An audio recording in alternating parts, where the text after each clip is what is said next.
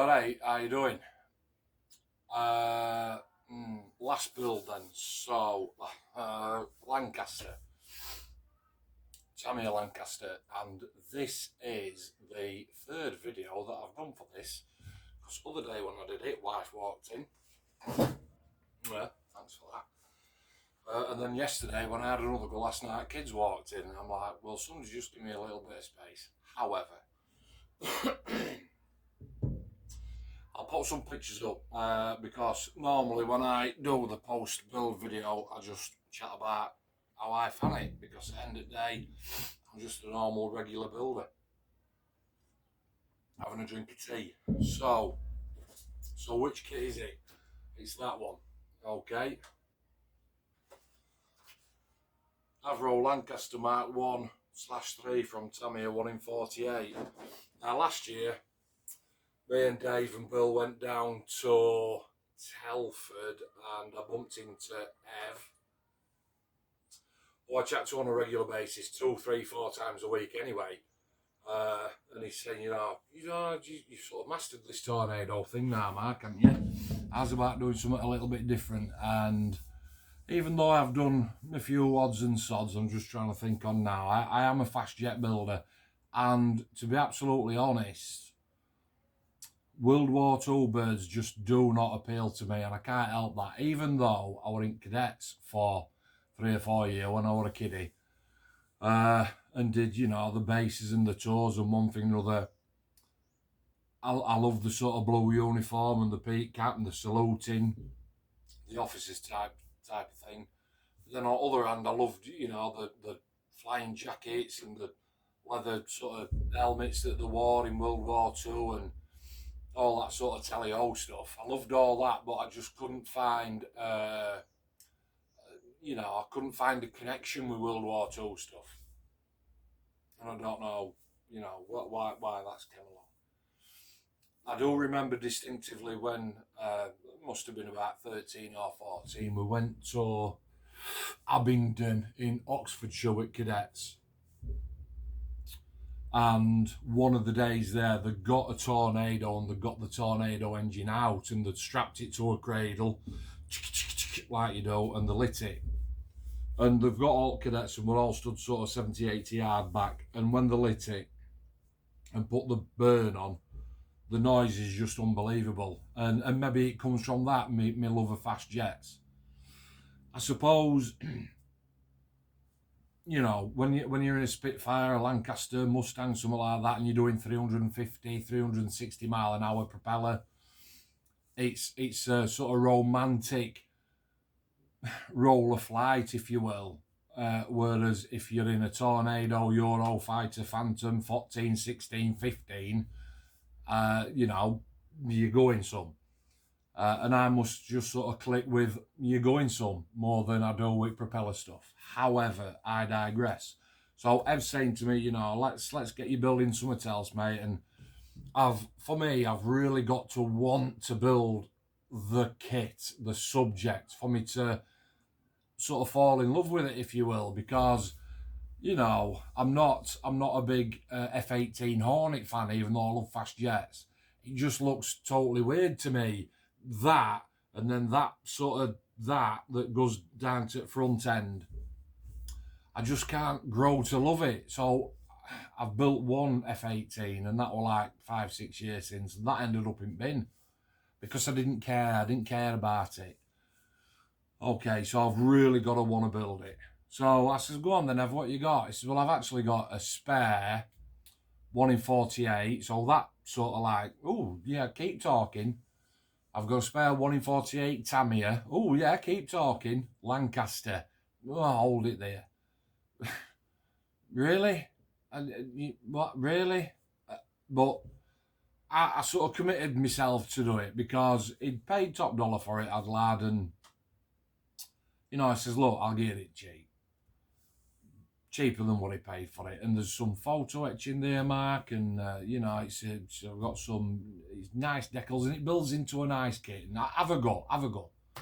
So I said, yeah, go on then. So like I said, I met him down at Telford and we did the deal. And then I brought it home and started looking through instructions and started looking on YouTube and Google and Instagram, looking for just a spark of inspiration that is going to pull me away from tornadoes. Bearing in mind, I've still got the Italieri 1 in 32 under there.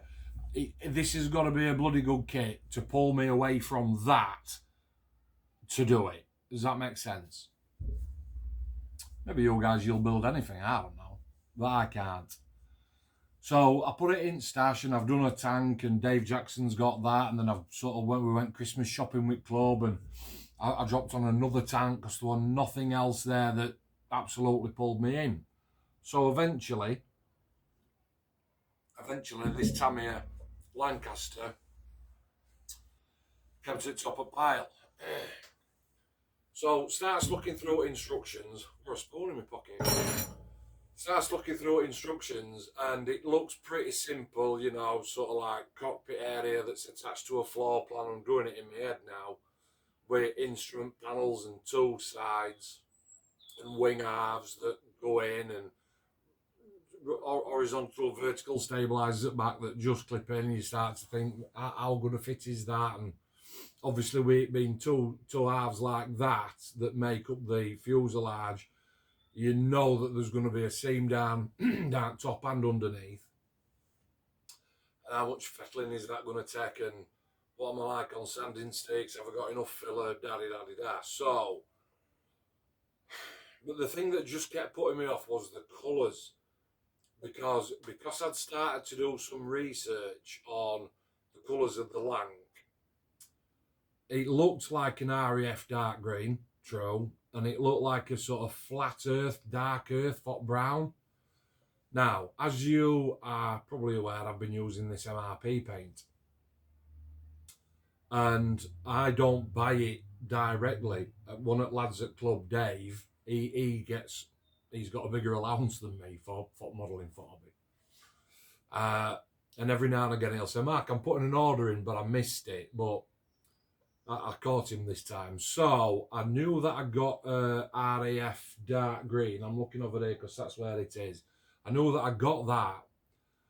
But it was the flat earth that I wanted, and I'd missed the window on shopping. However, we've got a new sort of hobby store that's opened close to Barnsley, which isn't far from me. You can tell by my accent. Barnsley lad, close enough. Okay, so model workshop, hobby workshop. And I've seen the pictures, and a couple of lads from the club have been, and they're sort of telling me all about it. And I went through about a month ago and met the two lads, and it was quite funny actually, because there's Jamie and Andy. And, you know, when you're making videos to stick on YouTube for y'all lot to watch. So I walked into the shop and it was really funny, because Jamie's doing a mail order. He's putting that together, and he's sort of like got his edit basket, and he went like that as if and he went, I know you. I said, oh dear. He went, it's Mark, isn't it? I said, yes, it is, mate, yeah. He went, I follow you on YouTube. So, Jamie, thanks a lot, mate. When you haven't got hundreds of thousands of subscribers, you've only got like, you know, 300 or 400 like I've got. It's like when somebody says that to you, it's quite overwhelming. So anyway, we ended up chatting, and I'm telling him about this MRP paint and can I get hold of it, and in the meantime, what's he got? So he says, well, actually, I've got some Tamiya lacquer. I don't want to do it in that. I've got some Vallejo in it. I don't want to do it in that. What else have you got? You know, what else have you got? He says, well, actually, a lot of people swear by this Migamo paint. It's really, really thin. Now, if you've used MRP or the Australian American equivalent, you know that MRP is like so thin, it's unbelievable. But I said, right, okay. And as an airbrusher, one of the first things that you do is say, yeah, go on then, how much is it, obviously? And what do you thin it with? And how do you clean your airbrush out? Well, it's this special thinner and one thing or other, because you don't want to start and say, oh, well, I've got this Vallejo paint, but can I thin it with X20A? Because no, you can't. It turns it to shit. And same for Tamiya, the rolls are reversed there. So, MIG ammo, go on, Flat Earth, go on, I'll give it a go in Mark. It truly is brilliant paint. So, and it weren't expensive, so I took it. But then you're cracking on with the build, and I kept sort of like doing a little bit on a night time and a bit on a morning, and I'm sort of building my way up, and underneath is fine because that side at fuselage, as you probably know, and under wings it's black, but it's black. Me and Trev went to Cosford model show, so that we very tongue-in-cheek, about a month ago, and we saw a Lincoln there, which is the next one on from the Lancaster.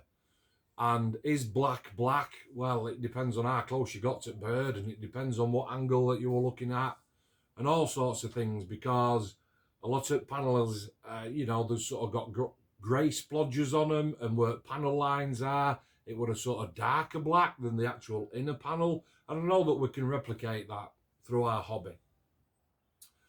So even though I'm saying, oh, it was a piece of piss to build it, and paint it black, it wasn't. I still had to primed it in black, of course, with a Tamiya X1 with like a thinner in it.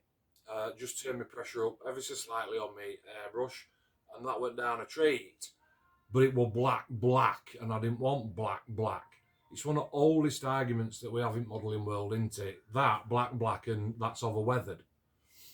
So I wanted to replicate a weathering on it, but subtly, but you could actually see it. So with that, brought out the bottle of MRP black and started to coat that. Once it were all built, I know I'm moving on quite quickly. However, that did the job, okay. Once I'd sort of like got that done, and then you're going on to top colours, I did put the RAF green and the MIG ammo Flat Earth down, and honestly, I had to come in and out at garage for the next 3 days. I kept looking at it and thinking, that's just not right. It just does not seem right to me, and it's got to be right. And I kept coming in and going, it's something not right here. I can see to it though, because I can put oils on it, but I don't really want to go that route yet. I want to get the colour right, the saturation right. So in end, I ended up mixing some MRP, a little bit of olive drab in there. Now, because MRP paint is so translucent, I didn't need to mask off. The harder airbrush 0.15 lets me get in really close without putting a defining line down. So I started to go over it with olive drab, then a touch more dark green, and just kept sort of like shimmy shaking, if you will, until I got the green colour that I felt comfortable with. That was 3 days on green, and then it was 3 days on Flat Earth, because I kept going back to it and just looking, and it's because the kit is raised panel lines and there's little in terms of detail on to put a pin wash or accentuate any individual panels, the colour that you put on eventually is the significant colour, if you will. And although I can oil and I can weather and I can stain, you still need a suitable sort of undercolour to make a foundation with. Excuse me. So, the Flat Earth went down, and then I sort of like, right, it's not quite right. In, out, 3 days. And over the course of those 3 days, a little bit of blue towel and Flat Earth, and then I'm adding a bit of dark earth. And it's surprising, when you hold the two bottles up, the Vallejo Dark Earth, which I got, the Tamiya, and the MIG ammo, 3 completely different colours for the same colour. But again, because I'm not rushing, because I'm thinking, if I need to play this, it's its own game. And it's obviously thrown a challenge to me that I know it's not right. It's not going to look right in the flesh. It's not going to look right on the photos. And I just kept toying with it, okay? which is actually a really good lesson to sort of learn, you know, because at the end of the day, as modelers, it is literally gluing bits of plastic together, right? Let's not beat about the bush. A lot of the characteristics of the model that you're building come after that in your painting and your painting style and your weathering and how thick you are, how thin you are, not literally, obviously. What sort of weathering techniques that you're going to use? Are you going to use a pin wash? Are you going to put some dry oil on and some enamel thinner and streak it? Are you going to do some rubbing back and paint aluminium underneath or a different colour underneath for scratching back? For me, you earn your money as a modeler with that latter stage of the kit. Building it is building it. It's what comes after that. I'm waffling. And my camera's facing the right way, so I can't keep an eye on time either. So I'm sorry if I've kept you so long already. So the kit itself, even though it's, Ev says to me, because I've sort of committed to it, okay? And I've handed over my cash and I've put it in car. And I've come home and I've bought a few more bits as well. And then I put it in stash, like I say, and a couple of days later, and he's, have you started it yet, Mark? I'm like, no, mate, no, because all along I know about this colour thing. And a couple of days, and then, you know, days turns to weeks. And are you going to make a start on it then, or what, mate? I says, I will do, I will. So, I'll detail it, okay, it'll look all right. He says, well, listen, you do know that kit's about 50-year-old, don't you? I'm like, what? No, I didn't know that. Right, will it take a wash? Well, actually, it's raised panels. It's not, you know, it's not sunken panel lines that you can put a wash in. Right, okay. I can overcome that, right? Because I've been doing this for 7 years now. So I know if you've got a kit with raised detail on it, there's more to detailing a kit than getting a bottle of Flory wash and a small brush. I know that, all right? So I can overcome that. It's come on, make a start. So I think I'd finished Bridges, Tornado, and I'd started with a couple of tanks and one thing and another. But anyway, the time came that the Tamiya Lancaster has to make its way onto my bench. All right, so we fire on. Now, as far as the actual kit is concerned, right, you know, sometimes at the back end of a building, I go, would I build it again? I'm sort of like fast forwarding 20 minutes here. Most definitely, because even though I know that there's the new Hong Kong 1 in 48, which is so much better, I didn't want to splurge out a lot of money, bearing in mind I've already said that I'm not really a World War II builder.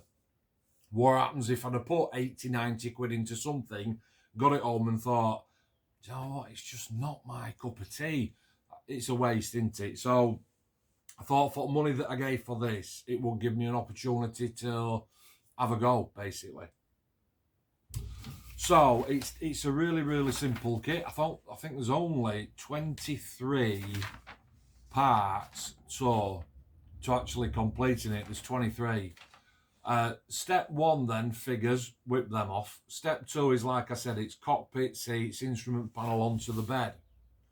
Painting your bed, and at the same time painting on inside of your fuselage sides.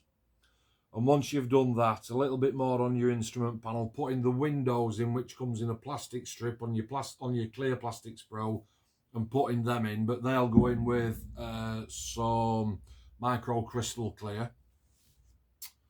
Now, in the mask set, you do get option to mask all those individual windows off. I didn't take that route. I went for Humbrol Maskol and some cocktail sticks. There's a little bit of a strut to go on inside, and then it is literally 2 fuselage sides together. Now, I must say, during this build, and I am trying to applaud it as much as I possibly can, there is a seam on the top and the bottom. Now, you've got to get rid of that. And the filler that I use, let me just have a look, I can't even remember. I think it's White Squadron. Mr. White putty, that's the putty that I use. And I've done the old trick, even though there's very little in terms of detail on top that you can eradicate if you start attacking it with a sanding sponge. I did put my masking tape down either side, get my cocktail stick, put it in, get the paintbrush, the wide paintbrush, not that wide obviously, little bit of water, and just sort of smoothing it, sanding it back. Now, it did take me 3 days to get that right. I'm not talking, 8 hours a day. Even I'm not that delusional, right? It took me an hour on Monday to fill it, let it go off, and get my medium sanding stick and sort of go down that. And then from that, you'll find the odd little divot, won't you? That's what it is. So then it's let that harden overnight, come back in next morning, a little bit more filler, let it harden, go to work, come home, check it, yeah, sand it smooth. And it took sort of three days to do that. But once I'd done it, that's top and bottom as well. But once I'd done it, seamless. And I will put some photos up. I'm just actually looking for the bird. It's over there. I've put it out of the way. Because, again, it's personal to me. It's one of them bugbears that I've got. Seams on the middle of fuselages are schoolboy error. And with the right amount of time and patience, you should be able to sand that out. Section 5 are building guns and turrets. And again, Section 6 is it's telling you to add all these sort of bits on, and there's absolutely no need whatsoever. At Section 6, you do not need to put on the rear turret. You just don't need to do that. Section 7 is canopy and front gun mounted turret. Everything will find there. Now in this kit, I do believe, I might be wrong, but you're supposed to get two canopies. One of them's clear, one of them's pre-painted. Ev's already, I think he was either in the middle of building a Lancaster, this one, that didn't have a painted canopy. So he sort of said, Mark, do you mind if I keep that canopy for me? And I went, no, I can hold my own, mate, when it comes to masking canopies. As a modeller, again, do you find that there are certain aspects of the build that you enjoy more than others, or that you feel more comfortable doing more than others?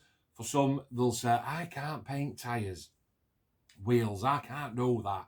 And for a lot of people, it's, I can't mask canopies. Well, I can mask canopies. I think it's an absolute doddle. Cutting mat, brand new blade, tape, and away you go.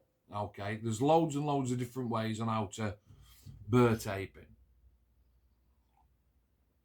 However, Ev did send me the mask set down, and even though I've just said on the last 30 seconds, oh, I can mask canopies, thank Christ above that he sent me that mask set down, because God above, I really wouldn't like to mask that canopy freehand.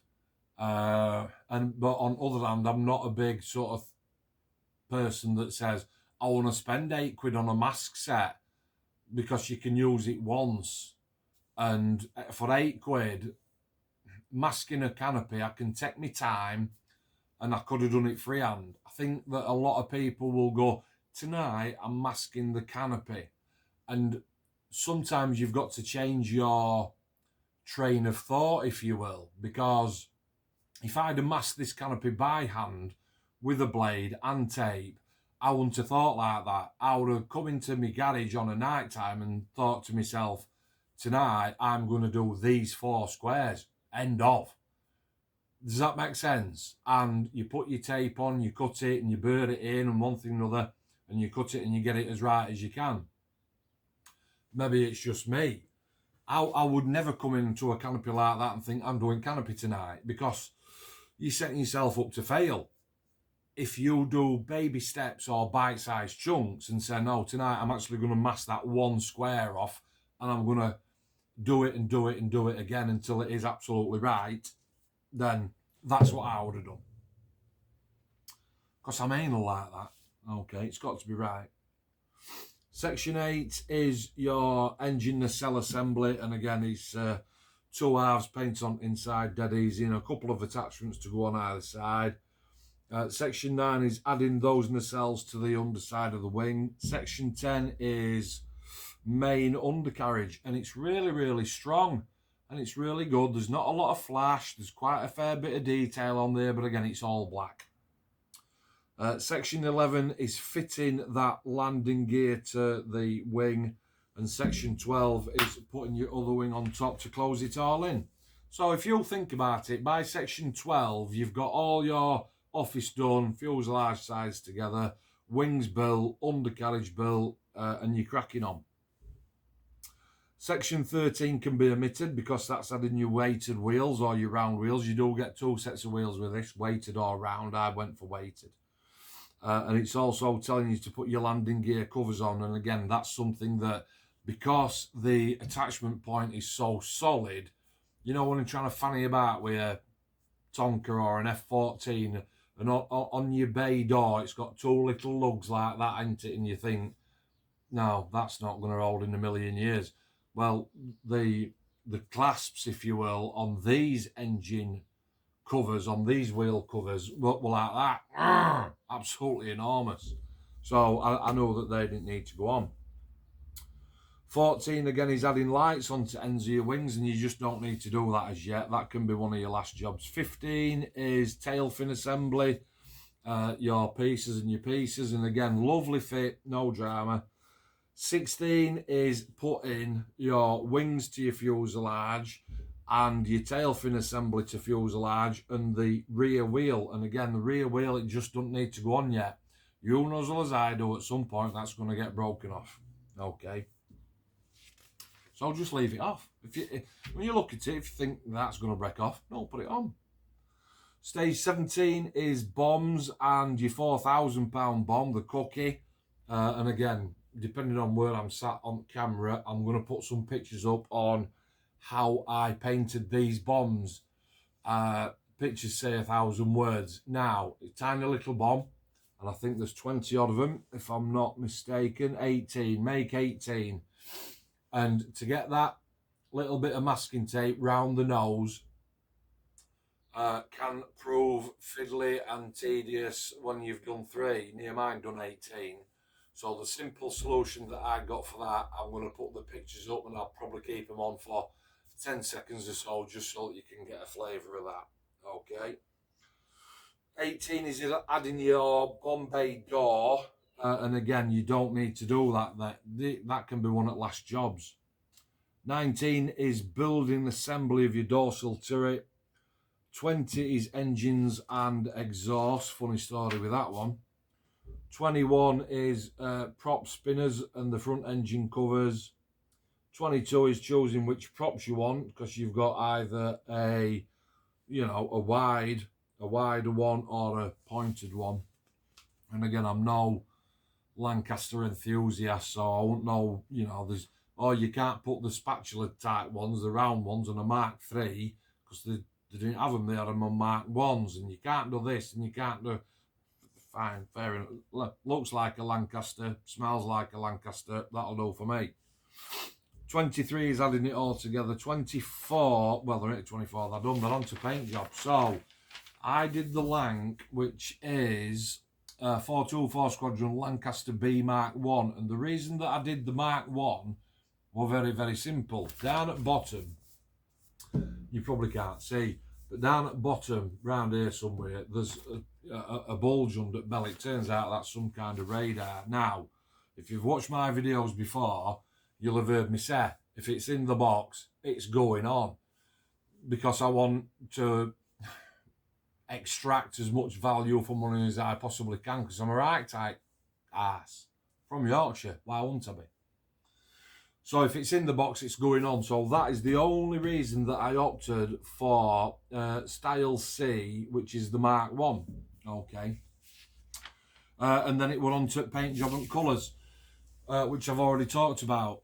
So, again, can't see how long I've been going for, and I ought to have had a stopwatch going. Questions. If you've got it in your stash and you think, I've looked at it, but actually now I prefer the Hong Kong one, so I'm going to sell the Tamiya one. Do you know what?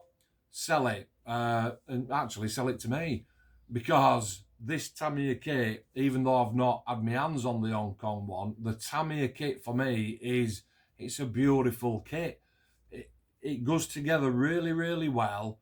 The steps aren't quite in sequence, but a seasoned builder, you can overcome that. It's no drama. And again, if you get the painted canopy or the canopy mask set, you can nail that. Again, no issue. Okay. Obviously, adding your guns, last job, and all your finicky little aerials, but you do that anyway. No problem. As far as paint job's concerned, then talked about that. So it were a mix of, in the end a mix of MRP, Tamiya lacquer, MIG ammo, and I did actually end up using a little bit of Vallejo. The reason being is because I've got Vallejo airbrush thinner, and I have got a colour that is slightly lighter than the dark earth. Now, that colour to me appealed more than the flat earth / dark earth. I just need to line it up a little bit. So literally 4 parts thinner to 1 part paint on your Vallejo, highlighted it up, and I hope that the pictures that I'm going to put up are going to show that in the best representation. As far as weathering it is concerned, I didn't go over the top. You can see the streaks down the top, and obviously I did the end engine ones, the streaks underneath, because that's how that works with the exhaust. That were freehand as well.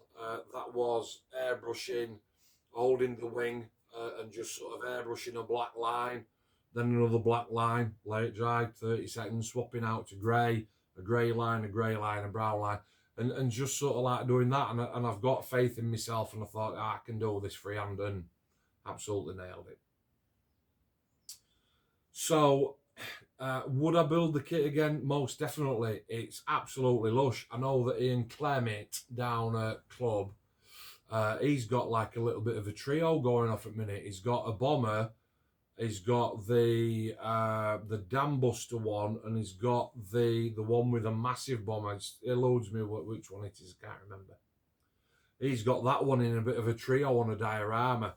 And I was chatting to Ian yesterday, and I said, oh, mate, I've thoroughly enjoyed this kit. In fact, I just can't tell you how much I've enjoyed it. I've properly enjoyed it, to the point that it's like, if I got another one in stash now, I would start it right now. Forget the Tornado underneath there. Forget the tank over there. Forget that. I'd do that Lancaster again. And that's a massive thing from me, is that. So I will be building one again. I just hope that I can drop on one. Now, I have heard that this Hong Kong one in 48 is even better, because it's got interior detail, it's got sunken panel lines and this and that.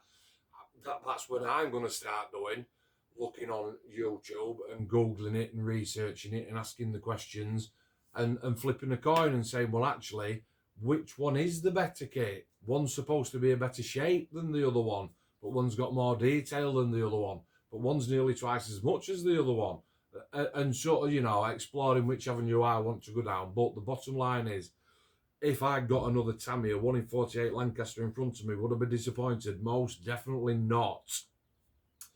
If you've got it in your stash, like I said, and you've thought about building it, but you're wanting this Hong Kong one, do you know what? Have a go at this Tamiya, because it's actually really, really nice. Really nice. Okay. It's done now. Everything was done. It's taken, I don't know, maybe 2 or 3 weeks. And there's a video I've got where all 4 propellers are spinning round. I wonder if I can get that up here. I don't know. I'll have to have a look at my phone, see if I can do a video on video.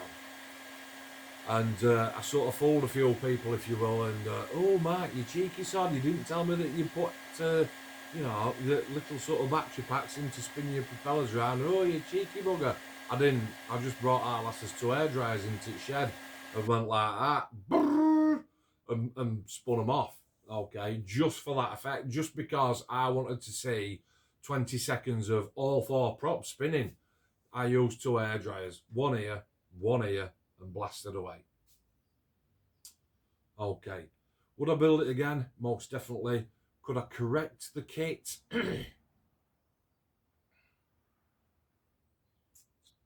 really. Not really. There were no fit issues. There were no, you know, when you're building a tornado and you're like, oh Christ above, I'm down to air intakes. What am I doing?